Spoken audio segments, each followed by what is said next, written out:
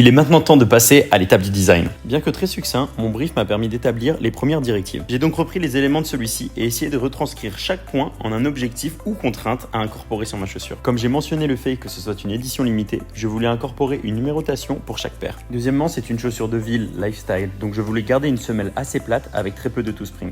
Le toe spring correspond à l'élévation à l'avant de la semelle que l'on retrouve souvent assez marquée sur les chaussures de running. J'ai également mentionné le fait de garder la cohérence design de On, ce qui passe pour moi à travers deux éléments. La présence de cloud, donc de cavité à l'intérieur de la semelle, et avoir un design aux angles assez marqués et définis. Finalement, pour retranscrire le mélange des deux univers, running et lifestyle, je voulais dans un premier temps jouer sur la géométrie de ma semelle, mais également incorporer une pièce en ripstop au niveau de la tige.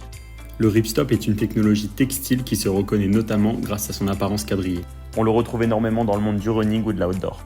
Même si la conception d'une chaussure est le fruit d'un travail collectif, les designers sont au centre de la partie créative et sont en grande partie responsables de l'aspect visuel du produit. Pour moi, le design produit et particulièrement de chaussures est un art. Et les designers des paires les plus connus au monde sont certainement parmi les artistes ayant pu faire résonner leur art à la plus grande échelle possible au travers de modèles intergénérationnels.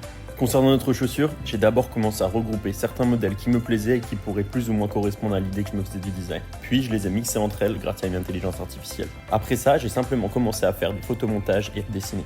Petit à petit, j'ai compris qu'il y avait plusieurs parties clés qui me convenaient de designer séparément tout en gardant en tête l'harmonie globale de ma chaussure. Finalement, voici le résultat. La pièce triangulaire en ripstop est vraiment l'élément central de ma chaussure et me permet de faire la jonction que je recherchais entre l'aspect technique du running et le caractère lifestyle de la chaussure. L'avantage d'être à la fois le designer, le développeur et le chef de produit de mon projet est que le design n'est pas figé et pourra évoluer au cours du temps.